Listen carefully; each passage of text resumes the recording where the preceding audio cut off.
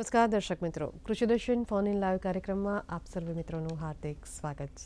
આજે અમે જે વિષય ઉપર ચર્ચા કરવા જઈ રહ્યા છીએ તે છે જૈવિક ખાતરોની જરૂરિયાત અને તેની મર્યાદાઓ.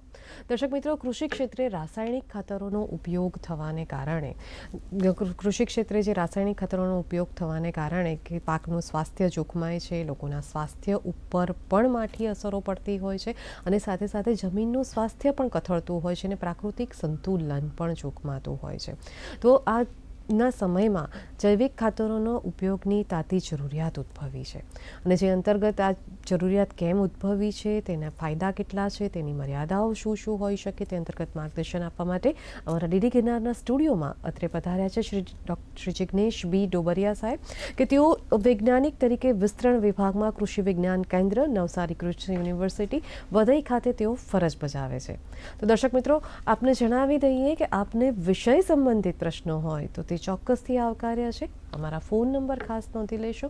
અમારા ફોન નંબર છે 079 24 85 38 14 079 24 85 38 16. આપ જ્યારે પણ અમારી સાથે ફોન લાઈનથી જોડાઓ ત્યારે તમારા ટીવીનો વોલ્યુમ ખાસ ધીમો કરશો, જેથી કરીને આપના પ્રશ્નોને વધુ સરળતાથી સાંભળી શકાય. તો આવો આજની વિશેષ ચર્ચાનો પ્રારંભ કરીએ.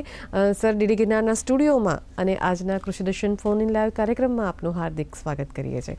સર, વિષય ખૂબ સરસ છે અને આપણે જૈવિક ખેતી વિશે વાત કરવા જઈ રહ્યા છીએ. તો સૌથી પહેલો પ્રશ્ન એ થાય કે આ જૈવિક ખેતી એટલે શું? દર્શક મિત્રોને એક નિષ્ણાત તરીકે સમજાવવું હોય તો આપ શું કહેશો? જી સર.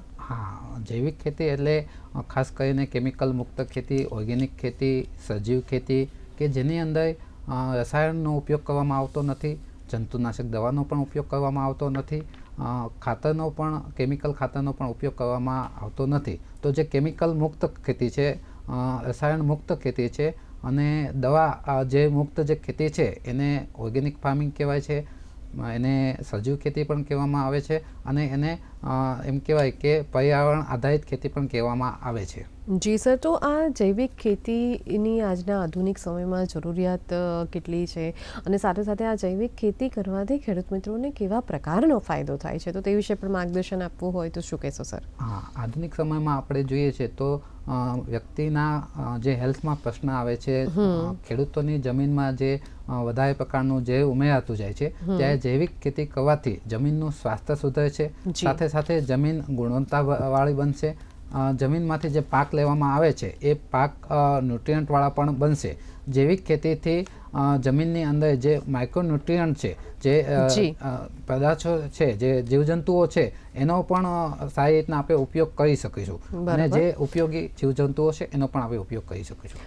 દર્શક મિત્રો, અત્યારે અમારી સાથે ધીરજભાઈ રબારી દેવર પાટણથી જોડાયેલા છે. જી ધીરજભાઈ, આપનો પ્રશ્ન જણાવશો.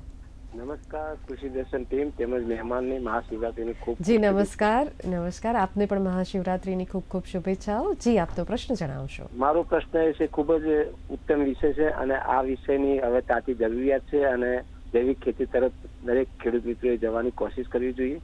મારો પ્રશ્ન એ છે કે જૈવિક ખાતરો કેટલા છે અને એનો જૈવિક ખેતીમાં કઈ રીતે ઉપયોગ કરી શકાય, આ વિશે સાહેબ જોડે મારે માહિતી. ધીરજભાઈ, આપનો ખૂબ સરસ પ્રશ્ન છે, ચોક્કસથી આપને માર્ગદર્શન પૂરું પાડીએ. જી સર. હા, શું કહેશો? ખૂબ સરસ પ્રશ્ન પૂછે છે. તો ખાસ કરીને જો નાઇટ્રોજન યુક્ત ખાતરની વાત કરીએ તો એઝોટોબેક્ટર છે, રાઇઝોબિયમ છે, એઝોસ્પાઇલમ છે, આ પ્રકારના જે બેક્ટેરિયાયુક્ત જે ખાતરો છે એ નાઇટ્રોજનને સ્થાપવા માટે મદદરૂપ કરે છે.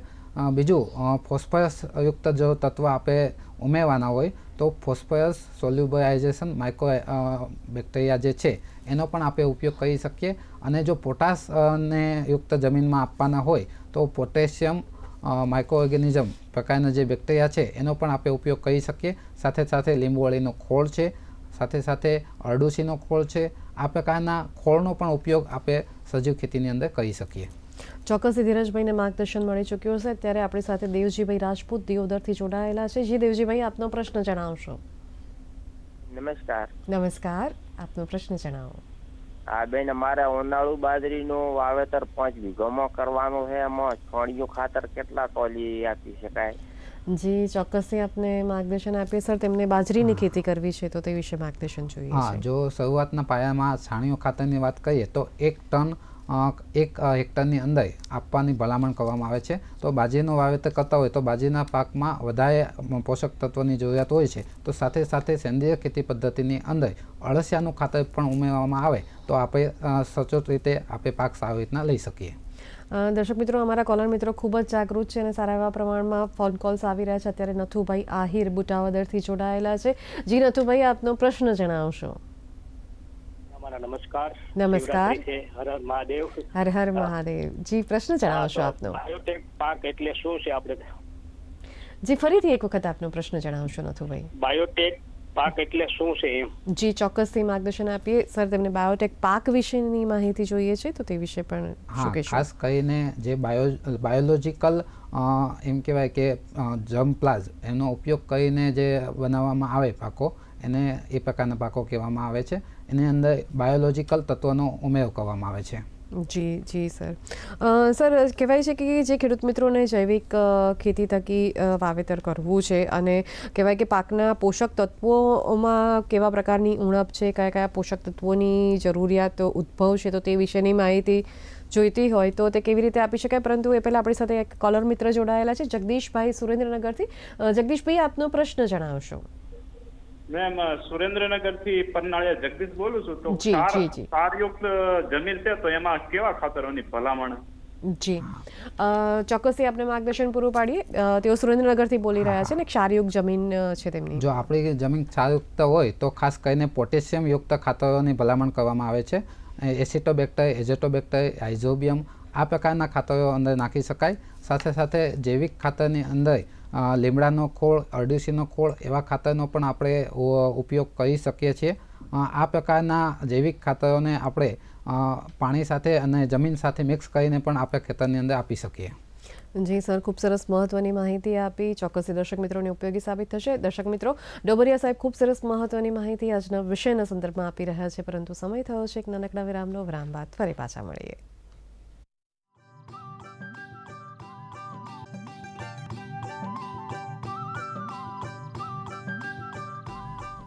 દર્શક મિત્રો, વિરામ બાદ આપ સૌનું હાર્દિક સ્વાગત છે. આજનો વિષય છે જૈવિક ખેતીની જરૂરિયાત અને તેની મર્યાદાઓ. તે અંતર્ગત શ્રી જિગ્નેશ ડોબરિયા સાહેબ અમારા સ્ટુડિયોમાં પધાર્યા છે અને ખૂબ સરસ મહત્વની માહિતી આપી રહ્યા છે. ચર્ચાનો દોર આગળ વધારીએ. જી સર, ખૂબ સરસ આપે માહિતી આપી કે જૈવિક ખેતીની આજના આધુનિક સમયમાં કેટલી જરૂરિયાત છે. પરંતુ સર, જૈવિક ખેતીની આપણે જ્યારે વાત કરી રહ્યા છીએ તો પર્યાવરણ માટે કેટલી ફાયદાકારક સાબિત થશે, તો તે સંદર્ભમાં પર થોડીક વાત કરશો. જી સર. ખાસ કરીને આજે કેમિકલનો વધારે પડતો ઉપયોગ થઈ રહ્યો છે, ત્યારે ગ્લોબલ વોર્મિંગનો વધુ પડતો પેલું હાનિકારક માણસના સ્વાસ્થ્ય ઉપર, એનિમલના સ્વાસ્થ્ય ઉપર અને વનસ્પતિના સ્વાસ્થ્ય ઉપર પડી રહ્યા છે. ત્યારે જૈવિક ખેતી કરવાથી પાણી પણ પ્રદૂષિત નહીં થાય, હવા પણ પ્રદૂષિત નહીં થાય અને જમીન પણ પ્રદૂષિત નહીં થાય. તો ત્રણેય માટે ખૂબ ઉપયોગી સાબિત થાય છે એટલે પર્યાવરણ માટે ખૂબ ફાયદાકારક છે. જી સર, ખૂબ સરસ મહત્વની માહિતી આપી.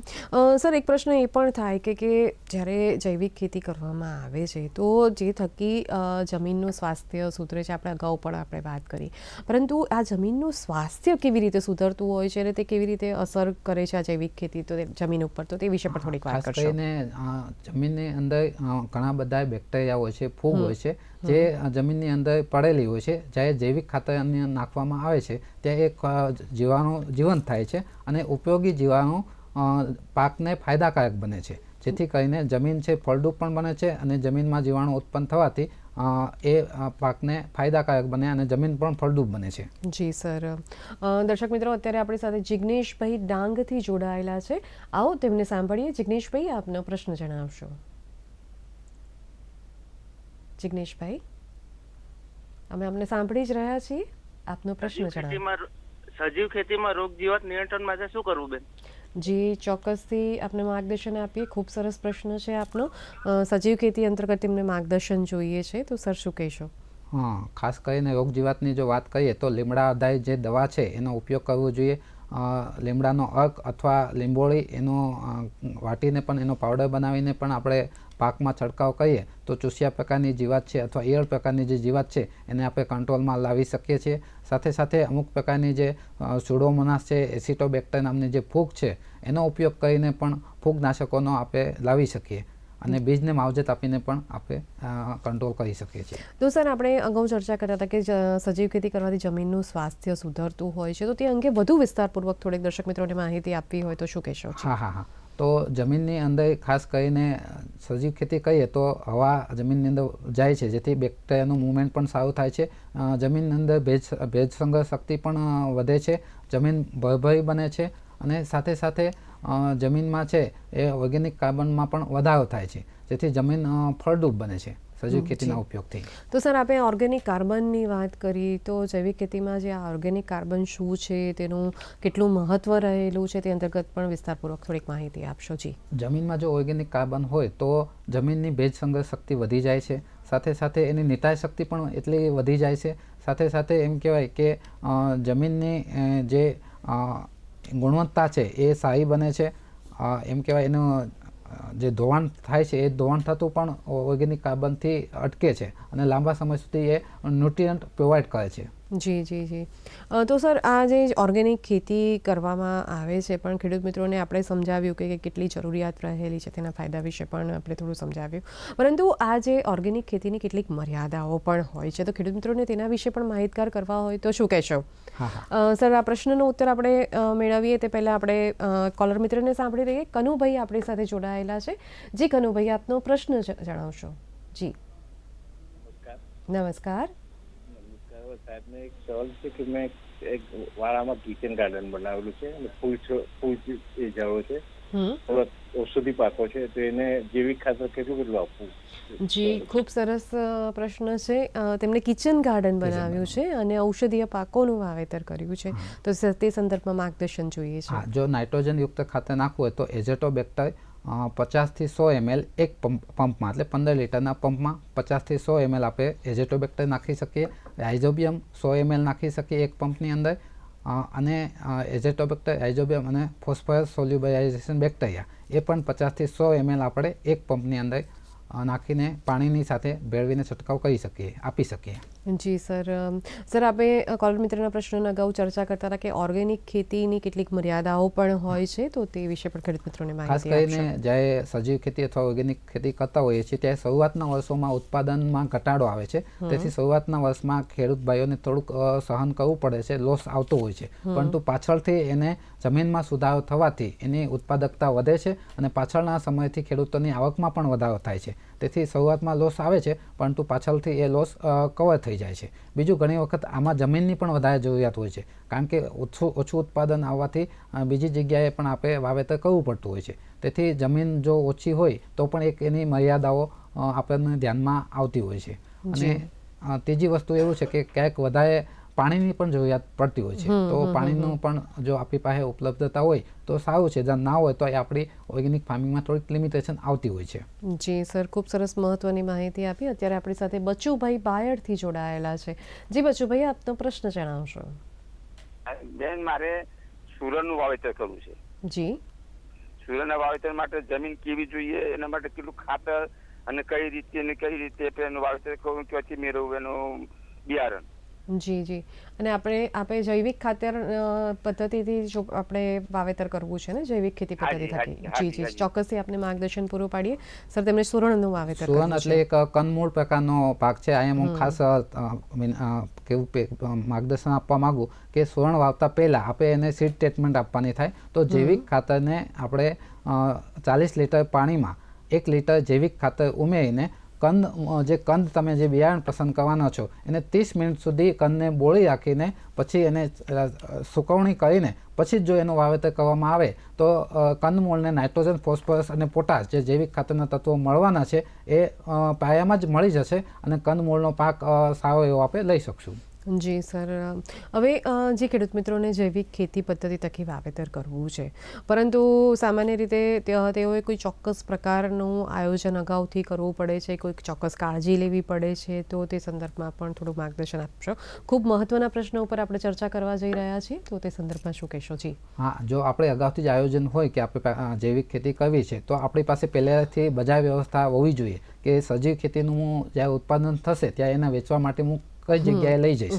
સાથે સાથે સજીવ ખેતી માટેના જે બિયારણ છે, એના માટેના જે ખાતર છે, સજીવ ખાતર છે, મેં હમણાં આપણે વાત કરી તે પ્રમાણે એના માટેની જે દવાઓ છે, એનાથી અગાઉથી જ આપણને ક્યાં આ દવાઓ બિયારણ ક્યાં મળશે, લીલો પડવાશ કરવો છે તો લીલો પડવાશ માટેનું બિયારણ આપણને ક્યાં મળશે, તો એ પણ આપણને અગાઉથી જો નક્કી હોય તો આપણે સમયાંતરે ખેતી કરી શકીએ અને સારું ઉત્પાદન લઈ શકીએ.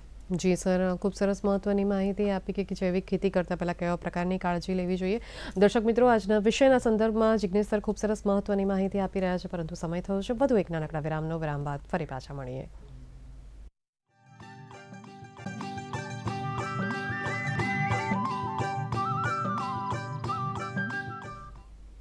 દર્શક મિત્રો, વિરામ બાદ આપ સૌનું હાર્દિક સ્વાગત છે. આજનો વિષય છે જૈવિક ખાતરોની જરૂરિયાત અને તેની મર્યાદાઓ. આવો આજની વિશેષ ચર્ચાનો દોર આગળ વધારીએ. સર, આપે ખૂબ સરસ વાત કરી કે જૈવિક ખાતરનો ઉપયોગ કરતાં પહેલાં કેવા પ્રકારની કાળજી રાખવી જોઈએ, પરંતુ સર એક અત્યારે ચલણ એ પણ છે કે પ્રાકૃતિક ખેતીનું પણ ખૂબ સારા એવા પ્રમાણમાં ચલણ છે. ગાય આધારિત ખેતી પણ તેને કહેવામાં આવે છે. તો સર, આ ઓર્ગેનિક ખેતી છે તો એ પ્રાકૃતિક ખેતી કરતાં કઈ રીતે અલગ પડે છે અને તેના વિશે ખેડૂત મિત્રોને કન્ફ્યુઝન્સ હોય છે, તો તે વિશે પણ થોડુંક માર્ગદર્શન આપશો. જી, ખૂબ સરસ પ્રશ્ન પૂછે છે. ખાસ કરીને ઓર્ગેનિક ફાર્મિંગમાં નેચરલ ફાર્મિંગનો ઉપયોગ થતો નથી. નેચરલ ફાર્મિંગ જેવો માફ કરશો સર, આપણે અટકવું પડશે. આપણી સાથે કોલર મિત્ર જોડાયેલા છે, સોમાભાઈ બાયડથી જોડાયેલા છે. જી, તો તેમનો પ્રશ્નને સાંભળીએ. જી, પ્રશ્ન જણાવશો સોમાભાઈ. મારા આજુબાજુના ખેતર વાળા છે એ બધા રાસાયણિક ખાતર વાપરું, દવાઓ છે કેમિકલ યુક્ત વાપરતા હોય, બરાબર? તો પછી મારા ખેતી જેવું કે જે કરું એને તો મારા ખેતરમાં અસર થાય એને. જી, ખૂબ સરસ પ્રશ્ન છે સોમાભાઈ આપનો. ચોક્કસથી તે પ્રશ્નના સંદર્ભમાં માર્ગદર્શન આપીએ. તેમનો ખૂબ સરસ પ્રશ્ન છે કે તેમને જૈવિક ખેતી પદ્ધતિ થકી વાવેતર કરવું છે, પરંતુ આજુબાજુ રાસાયણિક ખાતરોને ઉપયોગ થકી વાવેતર થાય છે, તો તે સંદર્ભમાં માર્ગદર્શન જોઈએ છે. હા, જૈવિક ખેતી પદ્ધતિ જ્યારે કરતા હોય છે ત્યારે આપણને 3 વર્ષ પછી એનો રિઝલ્ટ મળશે. એટલે શરૂઆતમાં 1, 2, 3 વર્ષ આપણે સહન કરવું પડશે, પરંતુ બીજાની જમીન કેમિકલવાળી છે તો એની અસર આપણા જમીનમાં એટલી બધી ના થાય એના માટે જે પાણી આપણે જમીનમાં આવતું હોય એ પહેલાં આપણે પાણીના નિકાલ માટે ખાળ બનાવી દેવી પડે, જેથી કરીને એનું જે રસાયણવાળું જે પાણી જે છે અથવા બીજી કોઈ વસ્તુઓ છે એ આપણી જમીનમાં આવે નહીં. એનું પણ આપણે કાળજી લેવી પડે. એટલે કે જે ખેડૂત મિત્રોએ પ્રથમ વખત વાવેતર કરવું છે જૈવિક ખેતી પદ્ધતિ અપનાવીને, તો તેઓએ 3-1 વર્ષ જેવી ધીરજ રાખવી પડશે ને પછી જ તેના સારા રિઝલ્ટ મળશે. જી સર, અત્યારે આપણે વાત કરતા હતા કે પ્રાકૃતિક ખેતીની ખૂબ વ્યાપક ચર્ચા થઈ રહી છે, તો જેને ગાય આધારિત ખેતી પદ્ધતિ પણ કહેવામાં આવે છે, પરંતુ આ જે ગાય આધારિત ખેતી પદ્ધતિ એ ઓર્ગેનિક ખેતી પદ્ધતિ કરતાં કેવી રીતે અલગ પડે છે, તો તે સંદર્ભમાં માર્ગદર્શન આપશો. ગાય આધારિત ખેતીમાં છે ને ખાસ કરીને જેવો બજેટ ફાર્મિંગનો ઉપયોગ થાય છે, જેમાં નિમાસ્ત્ર, બ્રહ્માસ્ત્ર, અગ્નિઅસ્ત્ર, જીવામૃત, ઘન જીવામૃત, ગાયનું છાણ, ગાયનું ગૌમૂત્ર એનો ઉપયોગ થાય છે. અને ખેડૂતોને પોતાને જાતે જ ઘરે બધું બનાવવાનું હોય છે, તેમાં બહારથી કશું લાવવાનું હોતું નથી. લોટ પણ ઘરનો જ વાપરવાનો, ગોળ આ બધું જ ઘરે બનાવવાનું હોય છે, જેને પ્રાકૃતિક ખેતી કહેવામાં આવે છે. જ્યારે સજીવ ખેતીમાં સજીવયુક્ત રસાયણો, સજીવયુક્ત કેમિકલનો ઉપયોગ કરવામાં આવે છે, જેથી કરીને પ્રાકૃતિક ખેતી અને સજીવ ખેતી જુદા પડે છે. પ્રાકૃતિક ખેતીમાં નહિવત જેવો ખર્ચો થાય છે, જ્યારે પ્રાકૃતિક ખેતીમાં કોઈ પણ ખર્ચો થતો નથી, જ્યારે સજીવ ખેતીમાં નહિવત જેવો ખર્ચો થાય છે. તો એટલા માટે આ બંને ખેતી જુદી પડે છે. જી સર, ખૂબ સરસ મહત્વની માહિતી આપી. સર, અત્યારે કહેવાય કે મરચી છે, રીંગણ છે, કોબીજ છે, ફ્લાવર કે એવા શાકભાજી પાકોમાં ખૂબ સારા એવા પ્રમાણમાં જંતુનાશક દવાઓનો ઉપયોગ થતો હોય છે, રાસાયણિક ખાતરો થકી ઉત્પાદિત કરવામાં આવે છે, પરંતુ જ્યારે ઓર્ગેનિક ખેતી અપનાવવાથી પણ એવા ખેડૂત મિત્રોને સારા એવા રિઝલ્ટ મળતા હોય છે ખરા? ખૂબ મહત્વનો પ્રશ્ન છે. ખાસ કરીને માફ કરશો સર, આપણે અટકવું પડશે. આ પ્રશ્નો ઉપર ચર્ચા આપણી યથાવત જ રહેશે, પરંતુ એ પહેલા કોલર મિત્રના પ્રશ્નને આપણે સાંભળી લઈએ. ગોરધનભાઈ પ્રાંતિજથી જોડાયેલા છે. જી ગોરધનભાઈ, આપનો પ્રશ્ન જણાવશો. નમસ્કાર. જી, પ્રશ્ન જણાવો આપનો. આપણે ખેતીમાં જૈવિક ખાતરનો ઉપયોગ કરીએ, બરાબર? જી હા. એ પછી રાસાયણિક ખાતરનો ઉપયોગ કરીએ એમાંથી સૂક્ષ્મ જીવાણુ, બેક્ટેરિયાનો નાશ થાય ખરો?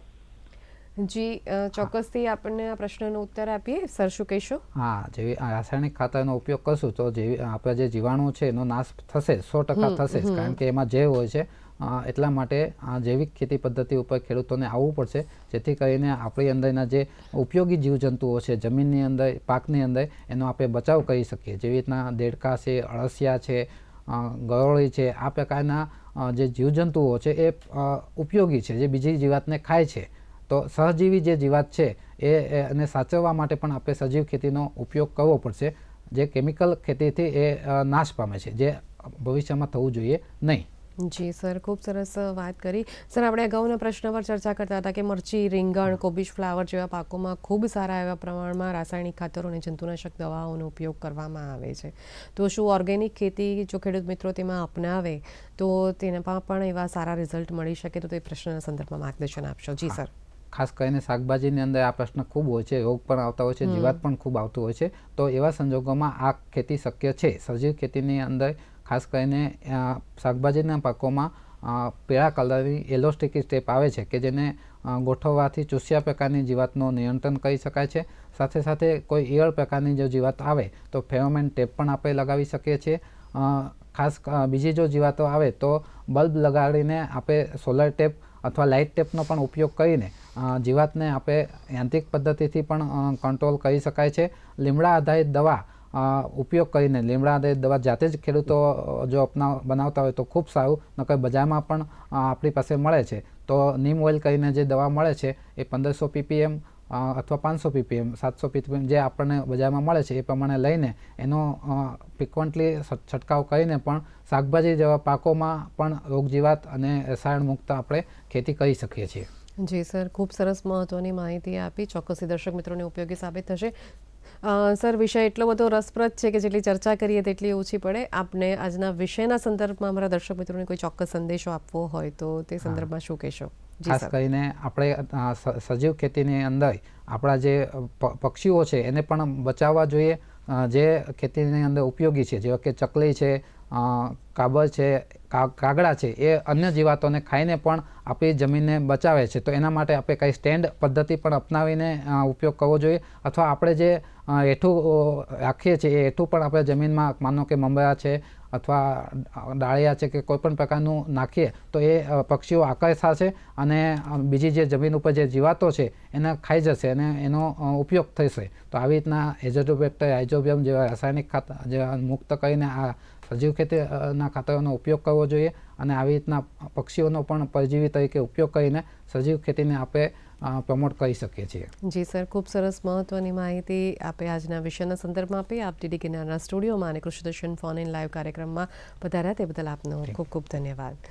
દર્શક મિત્રો, આજના વિષયમાં ચર્ચાને અંતે એટલું જ કહીશું કે પ્રાકૃતિક ખેતી તેમજ જૈવિક ખેતી અપનાવવાથી તેના ખૂબ સારા એવા ફાયદા આપણને થાય છે. અને ફરી મળીશું એક નવા વિષય, નવી માહિતી, નવા નિષ્ણાતની સાથે. પરંતુ તે પહેલાં આગામી વિષય આપણે જાણી લઈએ.